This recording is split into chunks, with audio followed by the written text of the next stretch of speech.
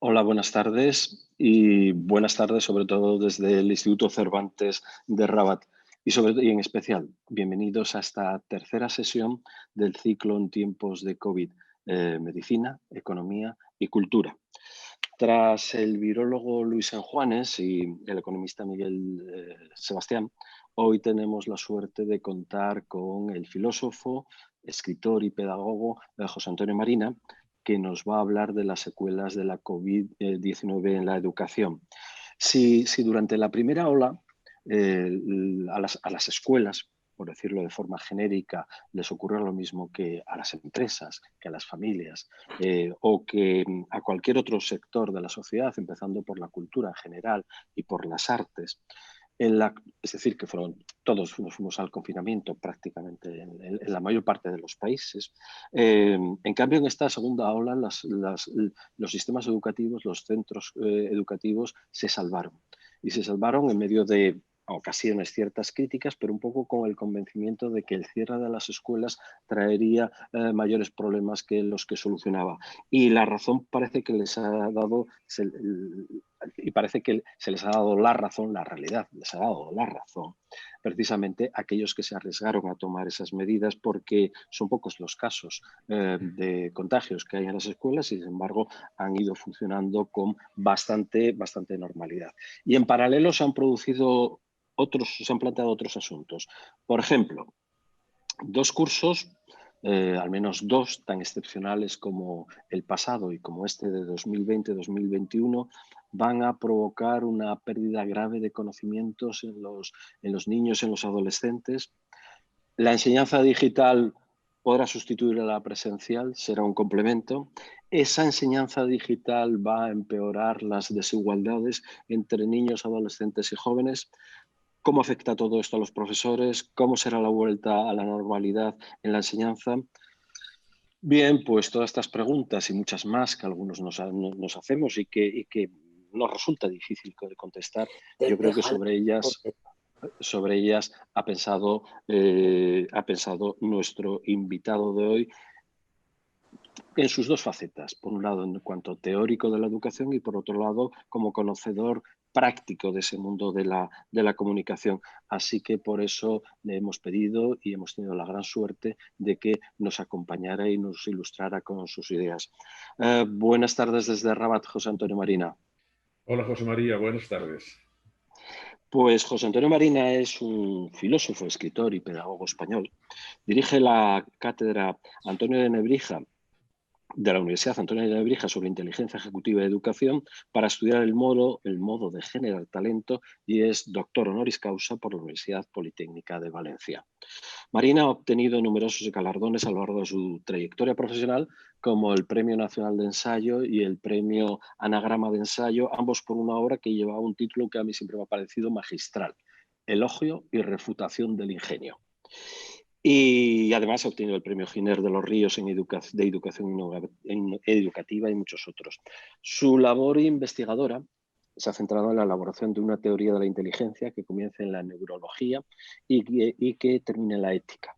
Se considera discípulo de Husserl, de quien le fascinó su fenomenología constituyente, y reconoce la influencia en su obra de los psicólogos Piaget, Vygotsky y Luria. Este último lo introdujo a la vez en la neurología y en la lingüística. Su interés por la filosofía práctica le ha llevado a emprender diferentes proyectos educativos, sociales y empresariales que son una muestra de lo que investiga y defiende en su obra escrita. Marina dirige también el Centro de Estudios en Innovación y Dinámicas Educativas, una iniciativa que trata de fomentar la reflexión y la excelencia educativas, y lo hace buscando proporcionar una respuesta a los interrogantes esenciales de la educación. ¿Qué hay que enseñar? ¿Cómo debe enseñarse? ¿Quién ha de hacerlo y dónde? Bueno, pues durante la charla, y como de costumbre, ustedes podrán enviar las preguntas que deseen por el chat de esta plataforma, y al final nuestra compañera Miriam Bennis seleccionará 4 o 5 para hacérselas llegar a José Antonio Marina. Este acto que algunos siguen por Zoom, otros lo siguen por Facebook, y dentro de unos días, cuando esté editada la grabación, lo podrán también seguir y ahí quedará almacenado en YouTube. pero al mismo tiempo nos ayudan en su difusión, también lo hacen los otros 8 institutos Cervantes del Magreb, los de Casablanca, Fez, Marrakech, Tánger, Tetuán, Argel, Orán y Túnez. Y si alguno de ustedes tiene dificultades para seguir este acto en español, puede verlo en la versión en árabe, que les será excelente, como podrán comprender todos los que dominen esta lengua. José Antonio Marina, permítame una curiosidad antes de empezar. En su biografía oficial se dice que a usted también le interesa la horticultura y que incluso ha inventado alguna planta. ¿Alguna planta comestible, de adorno? ¿Cómo es eso? Bueno, en primer lugar, gracias por la invitación del Instituto Cervantes. Siento muchísimo que tenga que hablar con todos ustedes en un medio tan frío como es el telemático. Me hubiera encantado estar en Rabat. Sí, es verdad que yo me he dedicado mucho tiempo a la horticultura. Bueno, hay que darse cuenta de que cultura y cultivo son la misma palabra. De manera que lo que estamos haciendo los docentes con nuestros alumnos es intentar cultivar sus posibilidades de la misma manera que yo en la huerta intento cultivar también mis plantas, que no puedo inventarlas, tengo que contar con su genética, tengo que contar con el clima, tengo que contar con las condiciones atmosféricas y es un poco lo que también tenemos que hacer dentro de la escuela.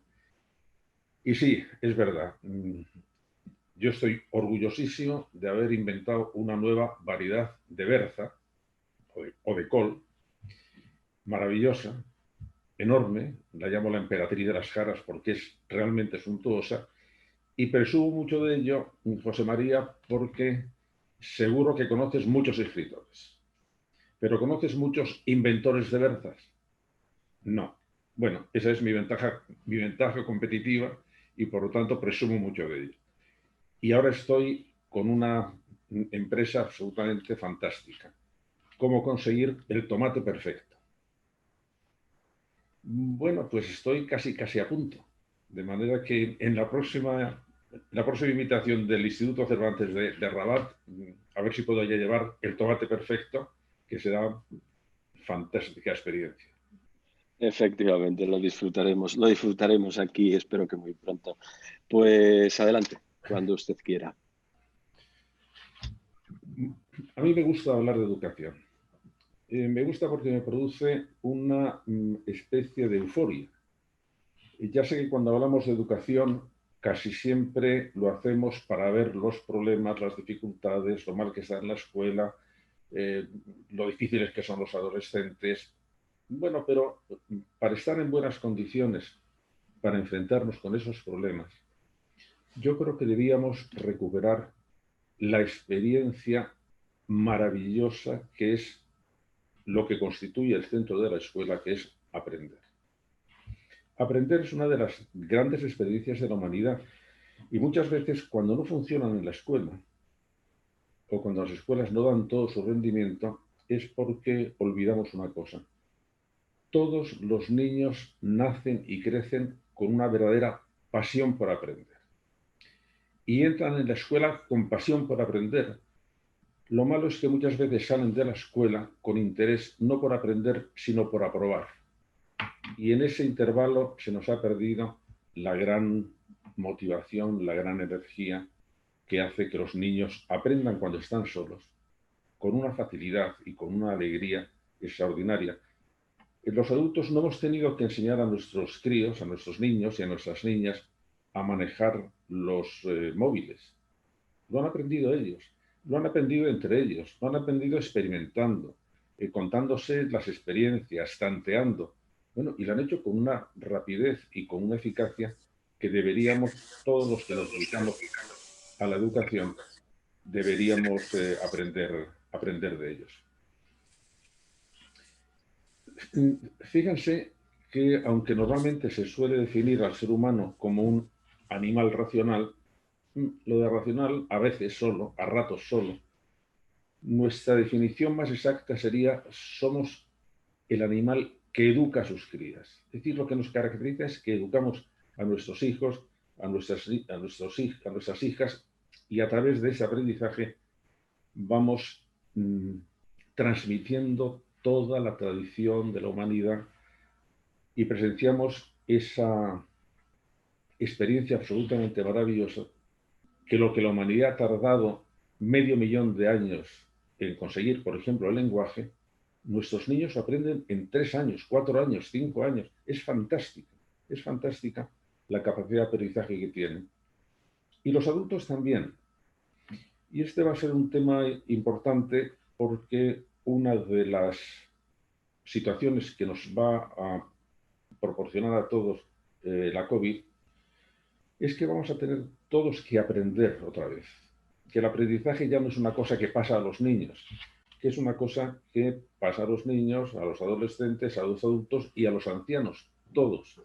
Todos vamos a tener que aprender porque esta situación de estrés que ha producido la COVID en todos los sistemas educativos, lo que nos ha puesto de relieve es que estamos todos sometidos a una ley absolutamente implacable, que es la Ley Universal del Aprendizaje, que dice lo siguiente, y con que ustedes se llevaran el recuerdo de esta ley del aprendizaje, para mí ya esta charla habría cumplido su cometido.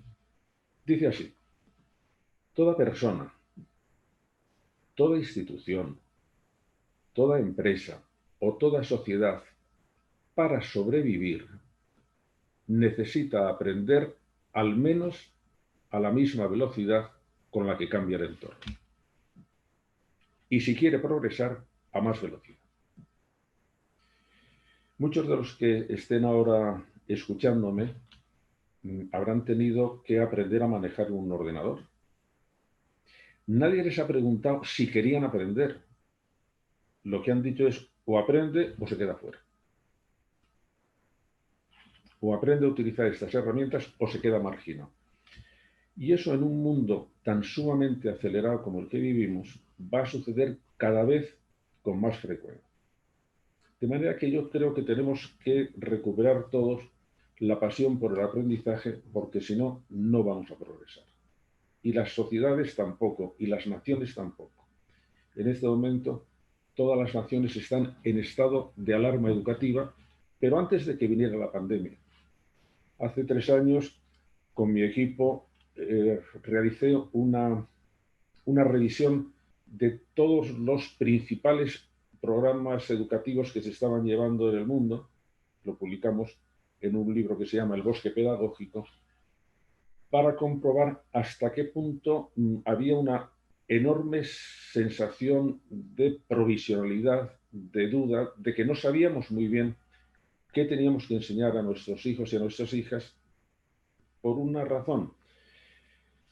Estamos ya diciendo que el 60% de los puestos de trabajo que van a ocupar los niños y niñas que ya están en la escuela, el 60% de esos puestos de trabajo no se han inventado todavía.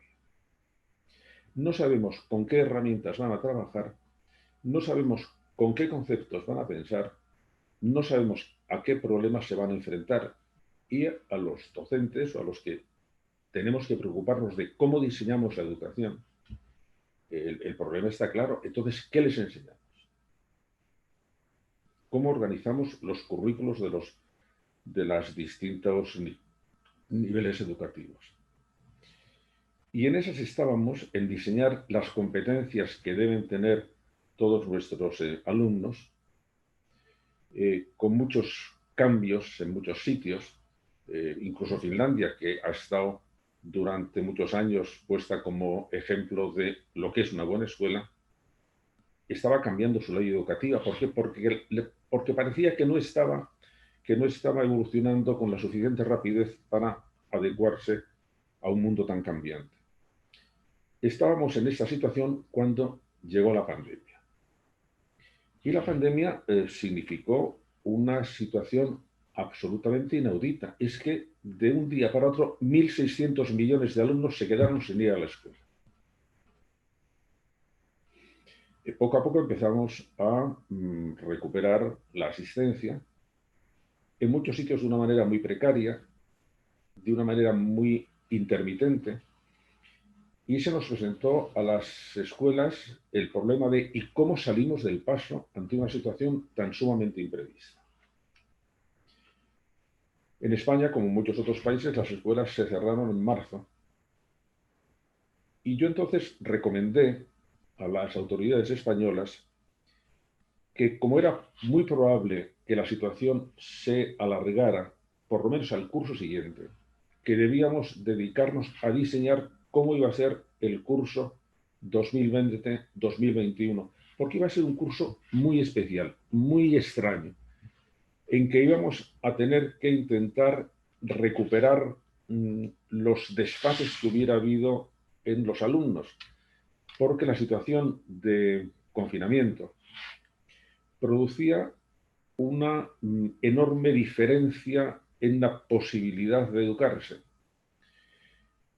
Cuando estudiamos lo que llamamos los factores que influyen en la calidad o en el fracaso de un sistema educativo, descubrimos que hay tres factores.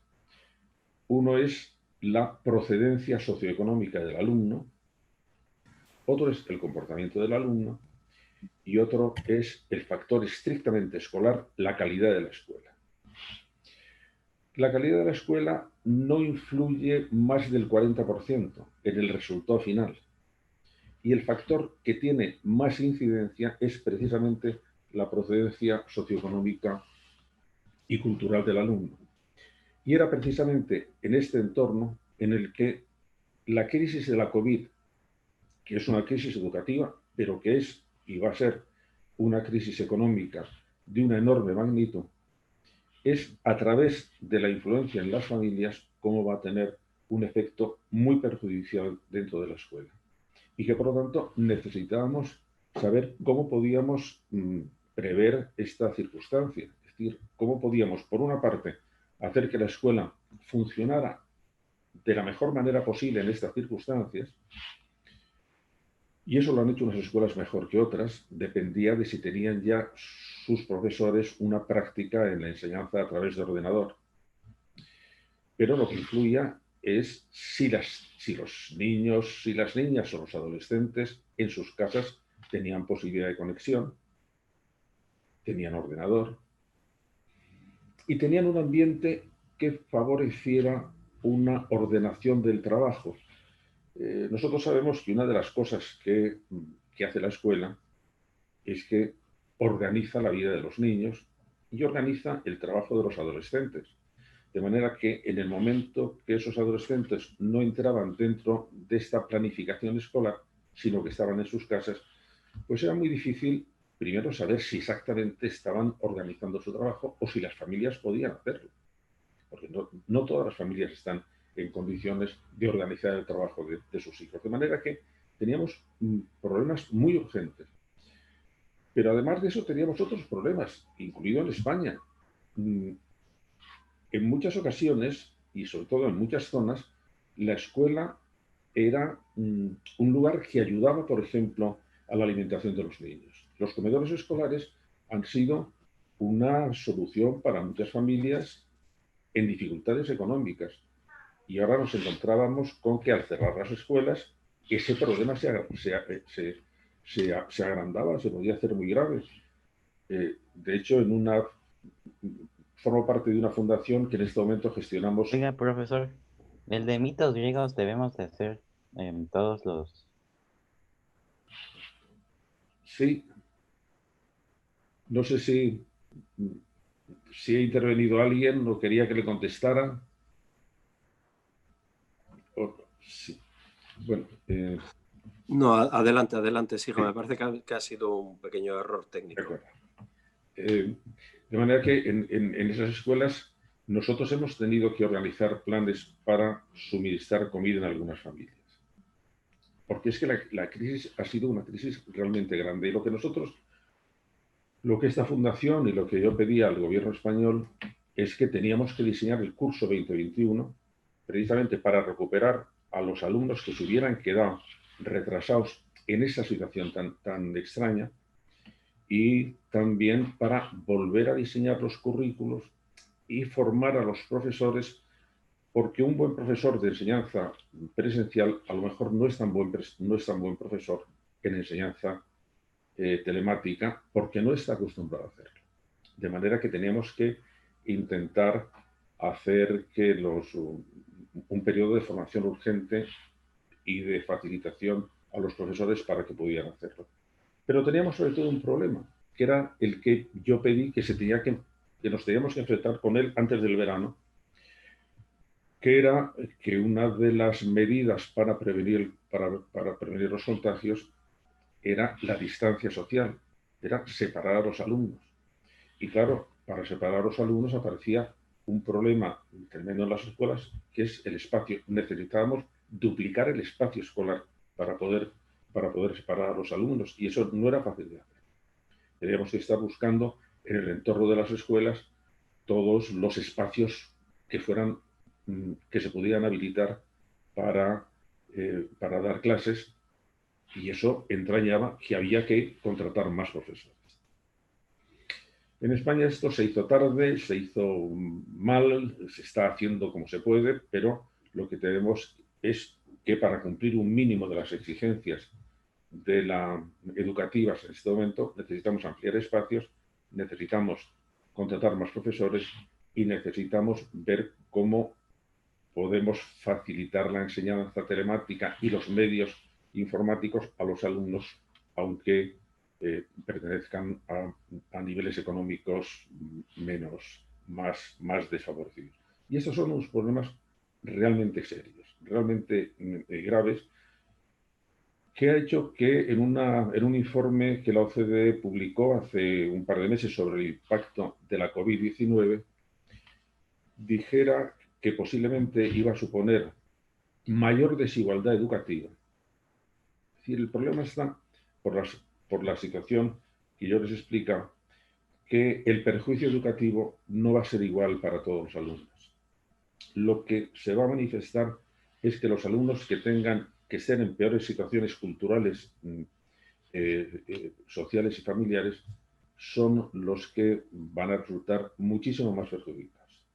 Y que eso, lo que tenemos que hacer es intentar ver cómo podemos resolverlo. Y en segundo lugar, la OCDE advertía de que posiblemente por la situación... Disculpe, profesor, ¿me podría explicar por qué Chile es el mejor país del mundo? ¿Cómo dice?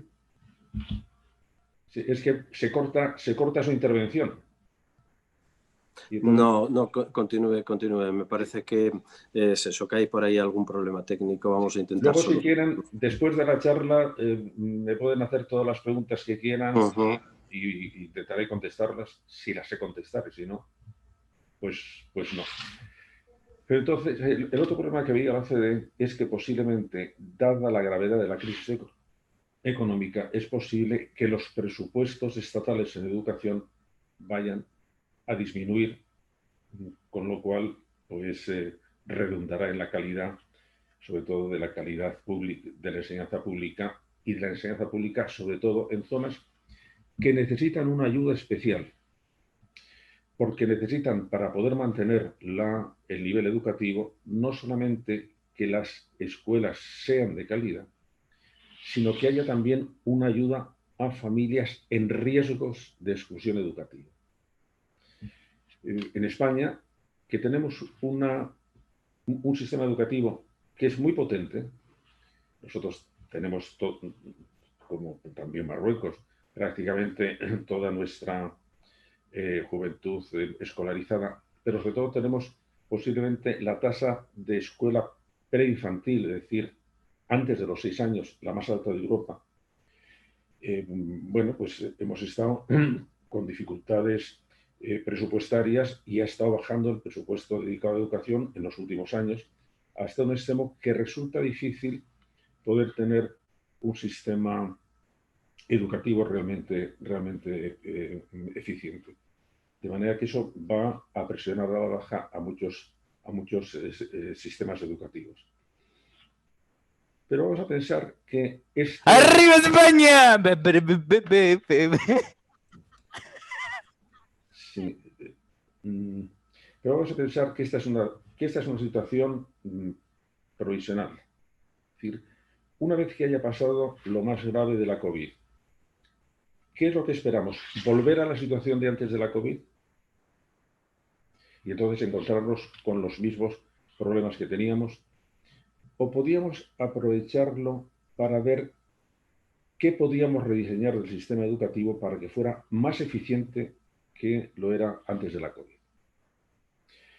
Y ahí es donde las naciones lo están tomando cada uno a su manera, y yo creo que las que están apostando más por la educación van a ser las que van a salir de la crisis con más facilidad. ¿Por qué? Porque se van a dar cuenta que todas las naciones desarrolladas o en fase de desarrollo van a depender en su desarrollo de la educación. Es decir, no es posible, por la ley universal del aprendizaje que les decía antes, no es posible que una nación se mantenga en un nivel de vida lo suficientemente alto si no cuida muchísimo la educación. Yo recuerdo mucho a los políticos de España y a todos los políticos que me quieren oír, que según las investigaciones de Jane Heckman, Premio Nobel de Economía, la inversión estatal, la inversión pública que produce un mayor retorno económico a una nación es la que se hace en educación primaria, infantil y primaria. Esa es la que, cuando se mide, y se mide con procedimientos de econometría claros, la que produce mayor retorno de riqueza a una nación, y por lo tanto sabemos que es ahí donde tenemos que apoyar.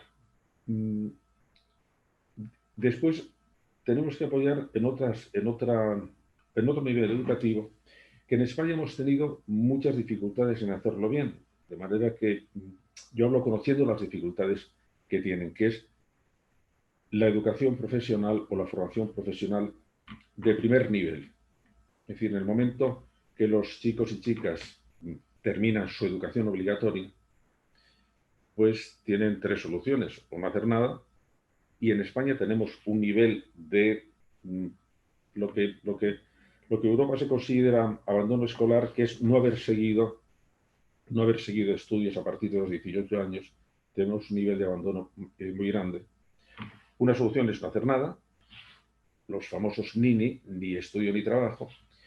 Otro es hacer una formación profesional de primer grado que se puede después prolongar, y otra es hacer una formación universitaria. Y aquí es donde nosotros hemos descuidado en España la formación profesional, y esa ha sido una mala solución. Y estamos ahora intentando organizar una formación profesional copiando los modelos alemanes y austriaco, que es una formación profesional dual, en que al mismo tiempo que se estudia, se está trabajando en empresas donde se completa esa formación. La idea que yo intento con mi equipo y los transmitir en España, y por eso me atrevo a comunicarla también a nuestros vecinos marroquíes, es que necesitamos hacer un sistema educativo que esté más integrado dentro de un proyecto de toda la nación. Me explico. En los años 70, la nación más pobre de Europa era Finlandia. Finlandia es el país de Europa donde hubo la última hambruna. Cuando se separó de la protección de la Unión Soviética, era una nación realmente con muchísimas dificultades económicas. Entonces hubo una inteligentísima propuesta de toda la sociedad finlandesa, es decir, ¿y ahora qué hacemos? Ahora, ¿qué proyecto de país tenemos? ¿Qué es lo que queremos ser? En un mundo cada vez más globalizado. Y globalizar significa una cosa. Bueno, significa tres cosas. Una, que todo el mundo va a competir con todo el mundo. Dos, que va a haber muchísimas oportunidades para quien sepa aprovecharlas. Y tercero, que va a ser un mundo implacable con quien no sepa aprovechar esas oportunidades y que, por lo tanto, poner a nuestros chicos y a nuestras chicas en condiciones para poder aprovechar esas oportunidades es absolutamente vital para ellos. Y en Finlandia se dieron cuenta de que lo que necesitaban era organizar un plan muy compartido por todos los agentes sociales. Querían una sociedad capaz de competir tecnológica e industrialmente, una sociedad capaz de mantener prestaciones sociales altas, y para eso necesitaban tener un sistema educativo muy potente. De manera que la calidad del sistema educativo finlandés no vino por una especie de objetivo primario, vamos a mejorar la educación, sino por un objetivo más amplio. Vamos a mejorar la capacidad de nuestra nación, la capacidad industrial, la capacidad de nivel de vida, la capacidad sanitaria, porque entonces tenemos que empezar a trabajar de una manera sinérgica en muchas cosas. Un ejemplo. He leído unas encuestas sobre la escuela en Casablanca. Bueno, la escuela en Casablanca tenía un 12% de niños con dificultades de aprendizaje muy graves. No es una cifra muy alta. En España y en Holanda, que son dos estadísticas que conozco, estaba un poco más, estaba por encima. Teníamos una incidencia alrededor del 18% de niños no solo con problemas de aprendizaje serios, sino con problemas psicológicos serios. Eso significaba que si no atendemos a estos niños no solamente no van a aprovechar la educación, sino que van a retrasar de alguna forma la educación, porque son niños que de alguna manera, por ejemplo, tener más de 3 niños hiperactivos en un aula significa que ese aula va a tener menos rendimiento. Tenemos que ocuparnos de estos niños.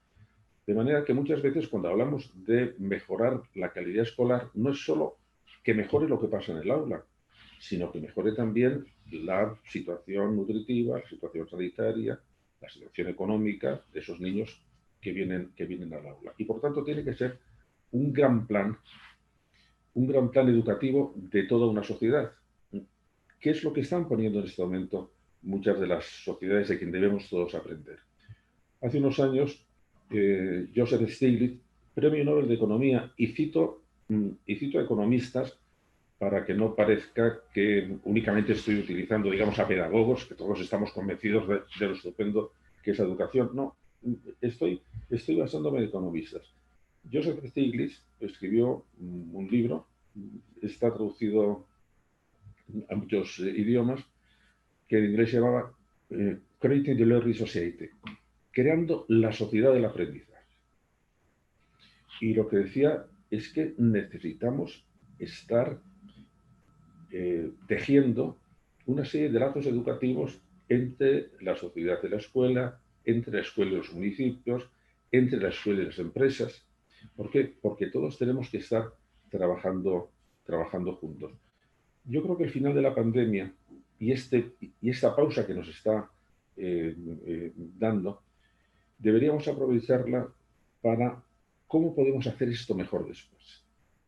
¿Cómo podemos hacer que todo el mundo se acerque a la escuela? Porque la escuela tiene que abrirse al resto del mundo. Es decir, no puede ser que la escuela sea una especie de esfera cerrada sobre sí mismo. Necesitamos una interacción mucho mayor con la educación.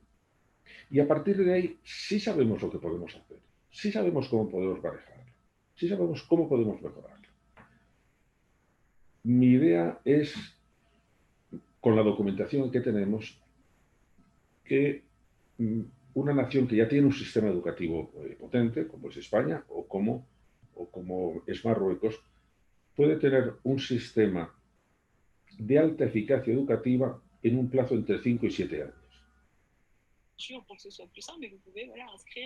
Que parece que es muy poco tiempo, pero que sin embargo, por las experiencias que tenemos, conociendo que una nación puede subir hasta 20 puntos PISA en el plazo de 2 años, de manera que la educación puede ir muy rápido, porque ahora sabemos porque ahora sabemos muchas cosas de educación, porque sabemos cómo hacer que los procedimientos educativos sean más eficientes, podemos ponernos un objetivo a un plazo de 5 o 7 años de tener un sistema educativo de alta eficacia que tiene que descansar en varias cosas.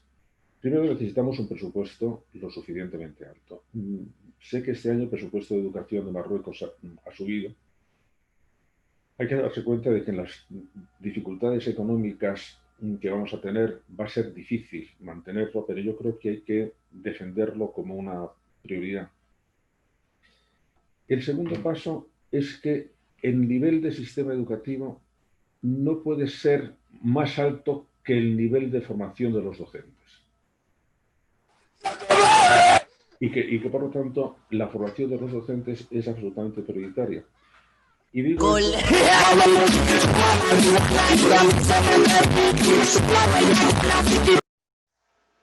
eso reconociendo que es un tema que en España no lo hemos hecho bien. Hace unos años el ministro de Educación... Puta madre, me voy a suicidar, ayer me cogí a tu padre y hoy... El ministro de Educación español me encargó que hiciera un libro blanco sobre la profesión docente para ver cómo se podía actualizar o mejorar o diseñar mejor una carrera docente, porque en España no nos habíamos ocupado nunca de la formación del profesorado y, sin embargo, los estudios, por ejemplo, que hizo la consultora McKinsey nos dicen que para mejorar un sistema educativo lo primero que hay que hacer es mejorar la formación de los docentes, mejorar la formación longitudinal, es decir, a largo plazo, continua de los docentes, y en este momento formarles para que sepan aprovechar todas las herramientas informáticas que tenemos a nuestra disposición, que eso necesita una formación especial. La OCDE en uno de sus últimos ensayos dijo que no estaba resultando bien, no estaba teniendo tanto éxito como habíamos esperado la introducción de las nuevas tecnologías en el aula, porque nos habíamos dedicado a hacer lo mismo que hacíamos, pero en vez de escribir en cuadernos, escribirlos en tablet, cuando lo que necesitábamos hacer era algo que es urgente y que nos permitiría cumplir uno de los objetivos soñados por todo docente, que es la individualización, la personalización de la enseñanza. Todos sabemos que en una clase podemos dividir a los alumnos por la rapidez con que aprenden. Hay unos alumnos que aprenden más lento que la media de la clase y a lo mejor son alumnos muy inteligentes, pero que aprenden más despacio. Hay, digamos, la velocidad normal de aprendizaje, pero hay alumnos que aprenden más rápido, que son los alumnos de otras capacidades. Entonces, en una clase los profesores nunca sabemos exactamente a quién nos tenemos que dedicar, porque si nos dedicamos a uno, desatendemos a otro. El hecho de que parte de la educación pudiera estar a través de programas sostenidos en ordenador, que se podían hacer incluso un mismo programa, no a 3, hemos calculado que en 5 velocidades distintas, de manera que lo que tendría que hacer el docente es intentar, en cada caso, decir al alumno, mira, tú vas a coger este modelo. Y entonces él se podría dedicar a formar aquellas cosas que no son exactamente la instrucción en las enseñanzas, porque los programas que tenemos de ordenador pueden ser muy buenos, sino dedicarnos a formar otra serie de cosas que los alumnos necesitan, que son los hábitos de sociabilidad, los hábitos de orden en el aprendizaje, los hábitos emocionales, los hábitos, que es a lo que se dedica la cátedra que yo dirijo en la Universidad Antonio de Nebrija, lo que llamamos las funciones ejecutivas, que son aquellas que toman decisiones, que favorecen la elección de proyectos, el mantenimiento de proyectos, la tenacidad, la capacidad de soportar el esfuerzo, la capacidad de soportar la frustración, y que eso necesitamos que nuestros alumnos los tengan también.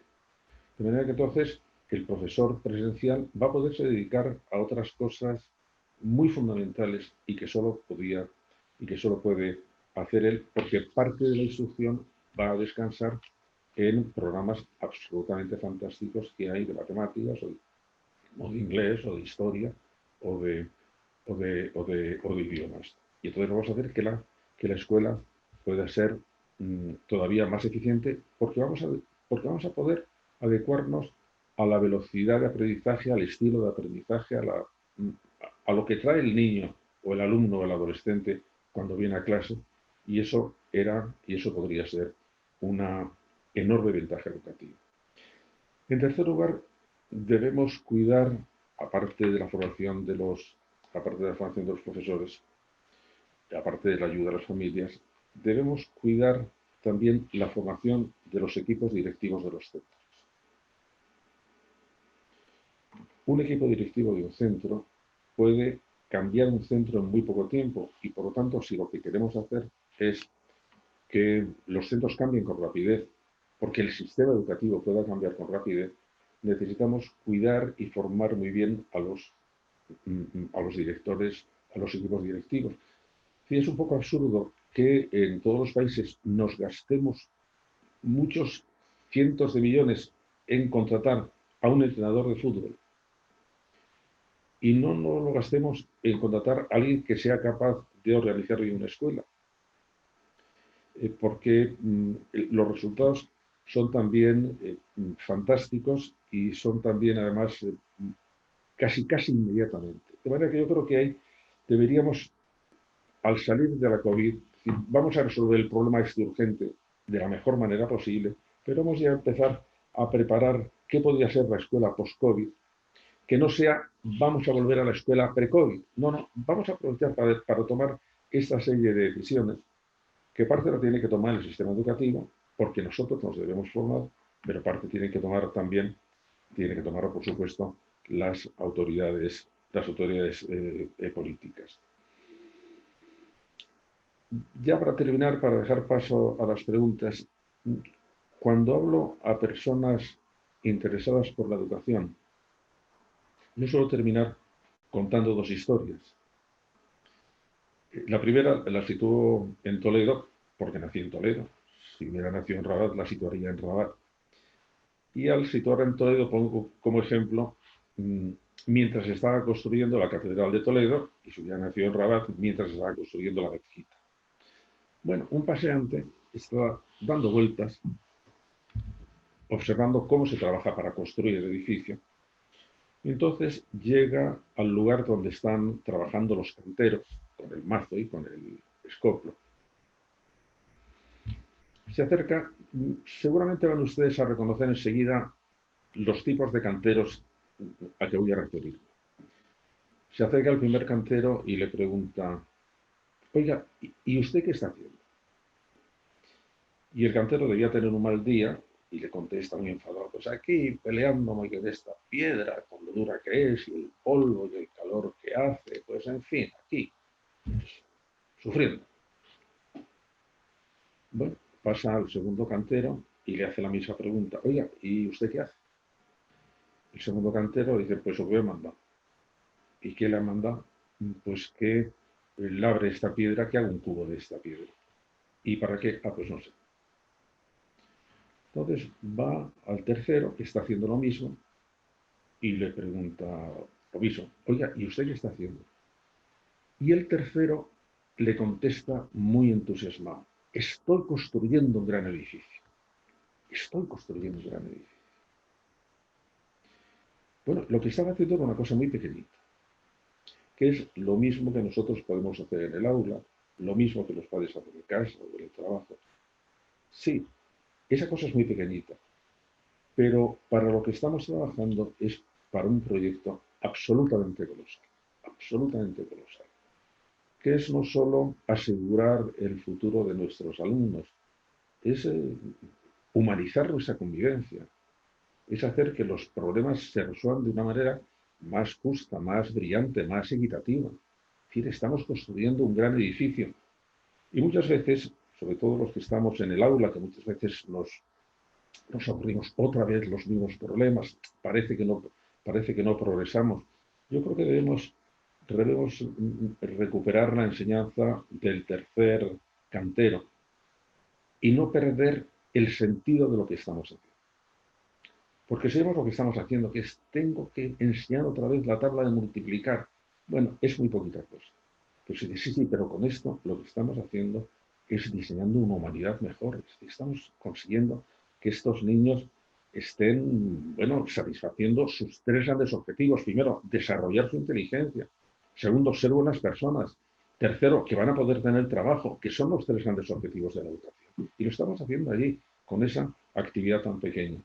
Y muchas veces los que estamos en el aula debemos hacer un esfuerzo para recordar la grandeza de lo que estamos haciendo.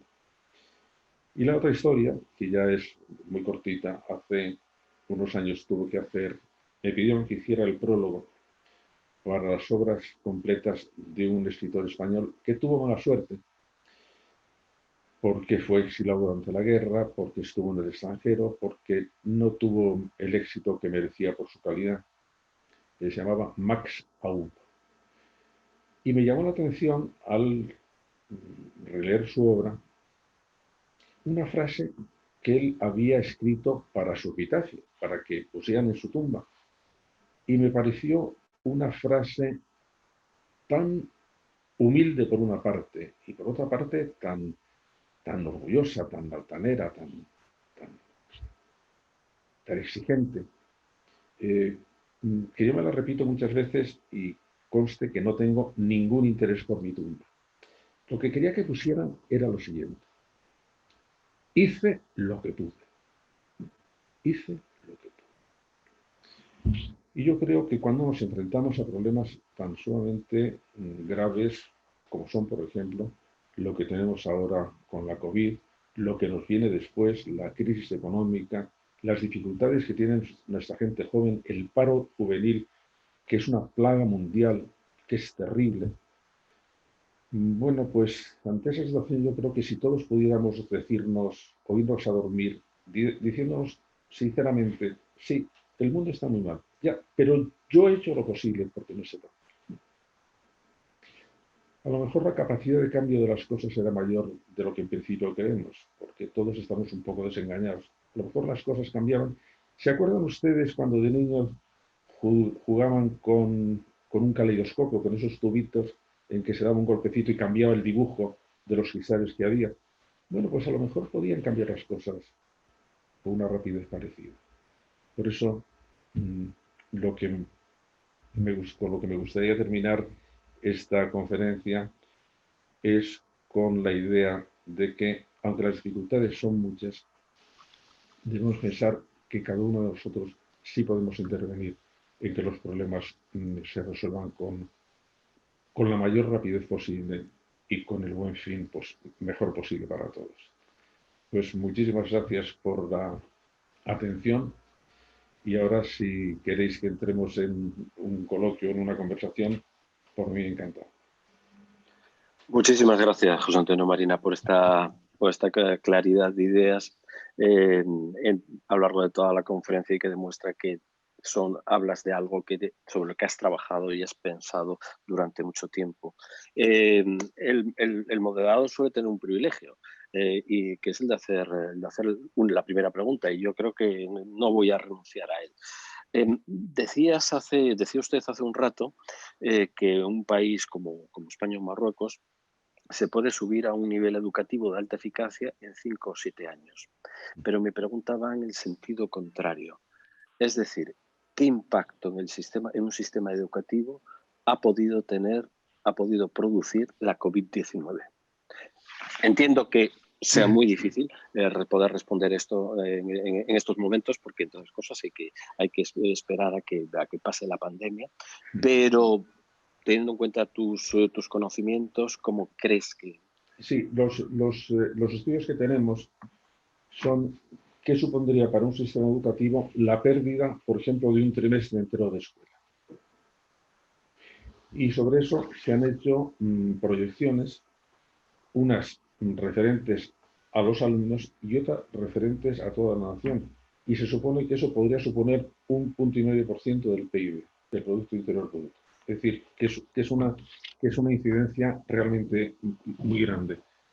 Respecto de los alumnos, Ahí yo soy más cauto, aunque las proyecciones que ha hecho la OCDE nos dicen que sí va a haber una desigualdad muy grande y que la pérdida en conocimientos va a ser realmente importante. Yo eso no me preocupa tanto porque conozco la capacidad de recuperación que se tiene dentro de los conocimientos. De manera que el poder recuperar los conocimientos, si hacemos bien nuestro trabajo en la escuela, los alumnos que se hayan mantenido dentro de la escuela, porque el problema que tenemos es que en el momento que es la única relación que hemos tenido con los alumnos ha sido telemática, en muchos casos no sabemos exactamente qué han hecho. Hemos intentado tener contacto con ellos, tener contacto con las familias, y en muchos casos lo hemos conseguido, y en otros no lo hemos conseguido, de manera que no sabemos muy bien qué es lo que han estado haciendo. De manera que la recuperación puede ser muy grande, pero va a ser más grande, digamos, en las capas menos que estén en una situación socioeconómica más difícil. Por eso era mi interés en que tenemos que centrarnos precisamente en esos tipos de alumnos. Pero los conocimientos a mí me preocupan menos. Si organizamos bien los programas, que casi todos los programas que tenemos, los de España, sin duda alguna, y posiblemente los de Marruecos también, hasta donde yo conozco, son programas demasiado extensos. Lo que yo pedí es que teníamos que rediseñar los currículos precisamente para recuperarnos de la pandemia. Es decir, que teníamos que exactamente aligerar los currículos para saber precisamente esto es lo que hay que aprender. Y vamos a dejar cosas que son buenas y que son estupendo aprender cuando se tiene tiempo, pero necesitamos ahora concentrar los aprendizajes. Donde es más difícil poder calcular el daño que se puede hacer o cómo recuperarlo es en otro tipo de cosas. Por ejemplo, en los hábitos de estudio. Los hábitos de estudio se pierden con mucha facilidad y recuperarlos cuesta mucho trabajo. Por ejemplo, no sé muy bien en Marruecos, pero en España hemos tenido un problema. Los niños, las niñas, los adolescentes confinados y teniendo que relacionarse con la escuela por vía telemática, se han quedado más enganchados a las pantallas de lo que ya lo estaban.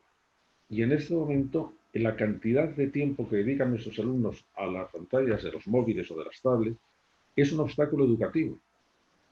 De manera que han estado en un sistema de confinamiento en que esa, entre comillas, adicción a la pantalla, hemos comprobado, por lo menos en España, que se ha acentuado y que ahora necesitamos un proceso casi de desintoxicación de las pantallas.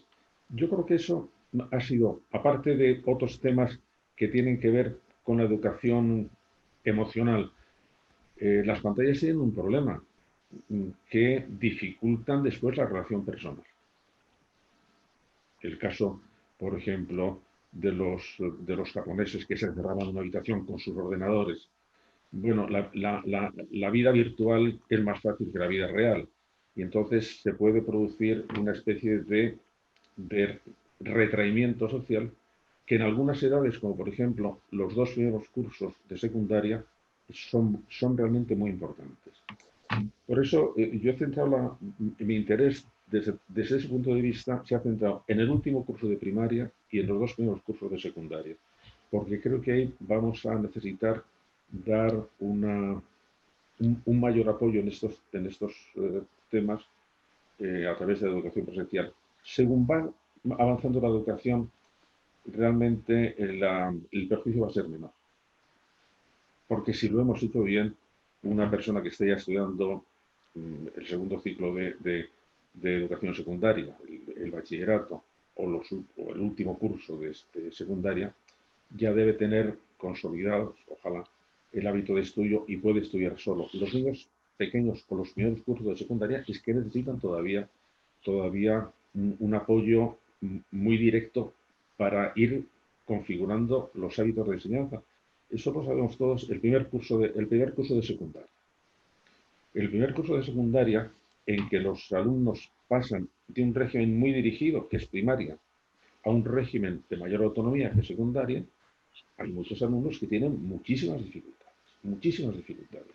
y que necesitan ahí precisamente la ayuda del profesor, porque ya las familias, digamos, están un poco en retirada, ya no tienen tanta capacidad de actuación en el terreno educativo como en primaria. Y todo eso lo tenemos que resolver. De manera que ahí es donde me preocupa más y es donde deberíamos cuidar muchísimo nuestra atención en la escuela. Muy bien, pues ahora Miriam Menís le va a hacer llegar algunas de las preguntas que ha recibido. Miriam. Sí, hola a todos. Tenemos una primera pregunta. En Marruecos se apuesta por una educación semipresencial. Los niños acuden a la mitad de las clases y la otra mitad es en remoto. ¿Tiene algún sentido desde el punto de vista educativo? No, tiene el sentido de que no tenemos otro remedio mejor para hacerlo. Pero eso en principio debería terminar cuando desaparezca la COVID, de manera que es una situación de emergencia. Otra cosa es que una educación presencial pueda ser completada por procedimientos telemáticos. En todos los países con un buen sistema educativo surge siempre el problema de los deberes escolares. Los niños deben estudiar en casa, deben llevarse deberes en casa. Nosotros ahí en los programas que hicimos para la Universidad de Padres, llegamos, después de estudiar todo lo que se estaba haciendo en el resto del mundo, a una tesis que era la tesis del cuarto de hora. Es decir, no podemos hacer que el estudio vaya a casa, porque las situaciones dentro de las casas son muy complicadas, son muy difíciles, son muy diferentes. Y entonces se produciría, en algunos casos, una discriminación por razones de que si no tienen una habitación para poder estudiar, o si no tienen una buena conexión a Internet, o si es una casa donde no hay espacio suficiente, es muy difícil estudiar ahí. De manera que lo de la escuela telemática no es porque no vayan a poder aprender. Mira, Miriam, los niños que están en una familia con alto nivel educativo y con alto nivel económico y con buena conexión a Internet, lo van a tener mucho más fácil, porque está en un ambiente que les facilita la enseñanza telemática. Pero ¿y qué pasa con los otros alumnos? Que nosotros en la escuela, y me estoy refiriendo a la escuela obligatoria, es decir, porque la escuela obligatoria es donde estamos trabajando por el nivel básico educativo de una nación. Ahí debemos protegerlos también. Y si descargamos demasiado en la escuela no presencial, vamos a introducir muchas diferencias. Lo que pasa es que ahora no tenemos más remedio. Pero es una situación absolutamente de contingencia. No es una situación para que pudiéramos extenderla en enseñanza obligatoria. Otra cosa es la universidad. En la universidad tenemos los cursos online de las universidades, por ejemplo, los cursos que hizo el Instituto Tecnológico de Massachusetts o la Universidad de Harvard, son fantásticos, pero es para universitarios. El universitario ya sí puede estudiar en casa o puede estudiar telemáticamente. Los niños de la educación obligatoria, los adolescentes, necesitan todavía el contacto en la escuela y el contacto con sus compañeros y con sus docentes. ¿Que ahora no hay más remedio? Seguro. ¿Que lo podemos hacer relativamente bien? También es cierto. Ahora sí tenemos la experiencia por todos estos meses de que hay escuelas que lo han hecho muy bien, con muchísimo trabajo para los docentes. De manera que la escuela telemática no descarga de trabajo a los docentes, al contrario, los da mucho más trabajo porque tienen que estar pendientes muy individualizadamente. Los que se generalizan dando clases por televisión, las clases por televisión no, prácticamente valen para muy poco. Es decir, grabar una clase y darla por televisión es mejor que nada, pero no, las clases interactivas sí pueden tener una eficacia pedagógica muy grande, pero exigen mucho trabajo y exigen muchos medios. De manera que estamos en una situación de contingencia, Miriam, no en una panacea que hayamos descubierto. A partir de ahora, clases presenciales 3 días a la semana y el resto en casa. No, esa no es una solución. Más preguntas, Miriam. Sí. ¿Hasta qué punto el miedo al contagio que puede tener el niño cuando está en clase está repercutiendo en su aprendizaje? Yo creo que ha sido, vamos a ver, lo que tenemos, la experiencia que tenemos, por ejemplo en España, es que si hay niños que los primeros días de colegio iban, o de escuela, iban con mucha preocupación por el contagio. Y que eso ha ido desapareciendo. Ahí son las familias quienes tienen una tarea mucho más importante. Las familias tienen que situarse en un justo medio, y siempre el justo medio es muy complicado. Tienen que insistir en la necesidad de la prevención, de los cuidados, de la distancia, pero no tienen que hacerlo hasta tal extremo que los niños tengan miedo de salir. Después del confinamiento, sí hubo casos, las noticias que yo tengo es que no fueron muy frecuentes, de niños que tenían miedo a salir a la calle, ni siquiera ir a la escuela, miedo a salir a la calle, porque les habían creado, eran niños muy pequeños, la idea de que el COVID era un bicho fatal, era un bicho malísimo, malísimo, que se lo iban a encontrar en cuanto salían de casa. Yo creo que eso lo hemos ido tratando bastante bien, pero sí es cierto que un niño que está con miedo dentro de la escuela, el miedo es muy mal consejero para aprender, de manera que sí les dificulta porque se lo hace pasar muy mal. Y yo creo que hay la acción conjunta de las familias y de los docentes, que en realidad yo creo que lo estamos haciendo bastante bien. Es decir, en todos los países de nuestro entorno, las escuelas están siendo lugares muy seguros. Y esa es muy buena noticia. Esa es muy buena noticia. Muy bien. ¿Otra Gracias. pregunta? Sí. Hay profesores que no quieren dar clase a distancia porque dicen que no han sido formados para ello. ¿Qué opina? Pues que tienen razón, pero que no van a tener más remedio que hacerlo. ¿Por qué? Porque no es una elección que tenemos que dar clase con lo que tenemos. Es decir, el problema que tenemos en esto, como en todo, dentro de los docentes, es que cualquier cambio educativo, no podemos esperar que venga una nueva generación de profesores para poner el cambio en funcionamiento. Tenemos que hacerlo los que ya estamos dentro del sistema. Y por tanto, nosotros también tenemos que aprender y nosotros tenemos que reciclarlos. Y lo haremos al principio mal. Y es verdad que no hemos tenido tiempo, o si hemos tenido tiempo, en general, las autoridades educativas no lo han aprovechado. Tenemos que haber aprovechado algo de los meses de verano para intentar dar, digamos, unas nociones básicas de cómo dar clase telemática. Bueno, no lo hemos sabido hacer, pero tampoco también hemos tenido que estar reciclándonos, porque yo tengo ya muchos años.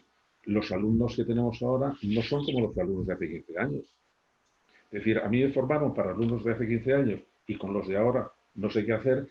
No, nosotros somos una profesión muy de élite, los docentes somos una profesión muy de élite que tenemos que estar aprendiendo continuamente. Y quien no esté en condiciones para aprender, pues debe dedicarse a otra cosa, porque el entorno en que estamos nosotros, que son nuestros alumnos, que son nuestras asignaturas, que son los cambios docentes, los cambios pedagógicos, es un mundo muy en ebullición y tenemos que estar continuamente intentando mantenerlos al día. Por ejemplo, cuando se hizo el cambio, sobre todo en toda la Unión Europea, el cambio de asignaturas por competencias, de manera que lo que se centró es la educación, lo que tiene que hacer es desarrollar una serie de competencias, y será un cambio pedagógico brutal, enorme, y que hubo que aprender a hacerlo. Cuando estamos diciendo que son muy eficaces la enseñanza por proyectos, pues es verdad, pero enseñar por proyectos es muy complicado. No es, voy a hacer un proyecto y los niños y los alumnos se van a divertir muchísimo. No, no. Con ese proyecto, al final, yo tengo que saber qué es lo que están aprendiendo. No es cuánto se han divertido, sino qué es lo que han aprendido. Y por lo tanto, primero tengo que fijar el programa y luego diseñar un proyecto que me sirva para que lo aprendan con más rapidez. Todo eso antes no se hacía. Antes eran sistemas que descansaban mucho sobre la memoria. Y ahora también tienen que descansar sobre la memoria, pero sobre la memoria gestionada de otra manera. Y por lo tanto hemos tenido que aprenderlo. Y tenemos también que aprender esto. Muy bien, gracias. y tenemos tiempo para una última pregunta. Vale. Con una digitalización masiva de las escuelas, ¿no cree que la escuela va a perder mucho de su dimensión humana? Puede. Es un problema serio que tenemos. No solo de la escuela, también de la universidad y también de las sociedades. Lo que pasa es que debemos verlo de la otra manera, justo al revés. La digitalización de las escuelas nos puede permitir una riqueza de interacción mucho mayor si sabemos hacerlo. ¿Por qué? Porque nos puede descargar de unos trabajos, digamos, más rutinarios. Vamos a aprender de las empresas. En las empresas lo que están diciendo es todo trabajo repetitivo, rutinario y aburrido lo va a hacer un robot. Y los otros operarios hagan otras cosas, que es otras cosas, digamos, con más iniciativa, pues más creativa, más pendientes del contexto. Entonces, lo aburrido lo va a hacer un ordenador. Y yo creo que en la escuela puede suceder lo mismo. En la parte más rutinaria de la instrucción lo puede hacer un programa de ordenador. Y la parte más creativa, más interesante como consolidación de hábitos intelectuales, de hábitos emocionales, de hábitos morales, de hábitos ejecutivos, esas lo haremos en la interacción. Eso lo haremos, por ejemplo, en el trabajo más cooperativo, porque el otro ya está, digamos, suficientemente asegurado con los procedimientos electrónicos. Por si alguno de nuestros oyentes tiene interés, yo llevo mucho tiempo trabajando y ahora se acaba de publicar, digamos, un resumen en un proyecto que lo llamo el Proyecto Centauro. El Proyecto Centauro, el nombre, recuerdan que es un animal mitológico que tenía la cabeza de persona y el cuerpo de caballo. Pero no es por eso, es que cuando hace unos años Garry Kasparov, que era el campeón mundial de ajedrez, fue vencido por un programa de ordenador de IBM, de manera que en este momento el campeón mundial de ajedrez es un ordenador y además los ordenadores son imbatibles. Entonces se preguntaron, bueno, ¿y cómo va a ser entonces el jugador de ajedrez del siglo XXI? Dijo, pues va a ser un jugador centauro. ¿Y eso qué quiere decir? Bueno, que va a ser una persona, pero que va a jugar acompañado de su ordenador. De manera que tendría que aprender a jugar de otra manera, porque ya parte de las decisiones las tomará, digamos, con su memoria personal y parte se ayudará de lo que ha ido depositando en su ordenador. Entonces, es hacia donde va a ir nuestra educación. La educación, por poner un ejemplo, en cada una de las asignaturas tendremos que diseñar esto. Tiene que aprenderlo el alumno en su memoria neuronal, tiene que estar dentro de su cabecita. Y esto puede no estar dentro de su cabecita, estará en su ordenador, que podrá ser interpretado con lo que ha aprendido. De manera que eso que se está extendiendo ahora de ¿para qué lo vas a aprender si lo puedes encontrar? Eso es un disparate educativo absoluto. Yo a mis alumnos jóvenes ya les tengo la respuesta. Cuando me dicen eso, les proyecto en la pantalla las 4 ecuaciones del campo electromagnético de Maxwell. Y digo, bueno, ahí lo tenéis. Ya las sé, ahí tenéis las ecuaciones. ¿Y ahora qué hacéis con ellas? Si no las entendéis. De manera que lo que tendremos que ir aprendiendo, cada uno de nosotros, es lo que sea necesario para poder comprender lo que encuentres en el ordenador. Y eso nos va a exigir rediseñar todas las asignaturas. Pero eso nos va a dar una riqueza de posibilidades absolutamente tremenda, absolutamente magnífica, si sabemos aprovecharla. Muy bien, pues muchísimas gracias, José Antonio Marina, por esta luminosa charla acerca de asuntos que nos competen a todos y que nos preocupan a todos. Si me permite, yo me quedaría al final con su ley universal del aprendizaje, que si no me he confundido al tomar nota, dice más o menos lo siguiente: toda persona, institución, empresa o sociedad para sobrevivir necesita aprender al menos a la misma velocidad a la que cambia el entorno. Y aprender más rápido si quiere avanzar. Me parece una idea magnífica y, como digo, luminosa. Muchísimas gracias por estar con nosotros. Ya saben quienes asisten a este ciclo, que nos quedan otras 3 sesiones. Una el próximo 24 de noviembre, que tendremos al psiquiatra marroquí Mehdi Páez, que nos hablará del impacto psicológico de la COVID-19. Después vendrá la profesora de la UNAM, de la Universidad de la UNAM de México, Ana María Carrillo, para hablarnos acerca de la historia de las pandemias que tanto han influido a lo largo de la humanidad, porque esto desgraciadamente no ha sido precisamente la primera. Y finalmente terminaremos con otra filósofa, con Marina Garcés, que nos hablará de las estrategias post-COVID y de la era post-COVID. Y hablando de la era post-COVID, José Antonio Marina, por favor, no se olvide de culminar esa obra maestra llamada Tomate post-COVID. Eso no nos lo podemos perder bajo ningún motivo. La próxima visita, la próxima invitación, que sea presencial en Rabat y con una cesta de tomates. Así lo haremos. Muy bien. Muchísimas gracias a todos y nos vemos de nuevo el 24 de noviembre. Hasta luego.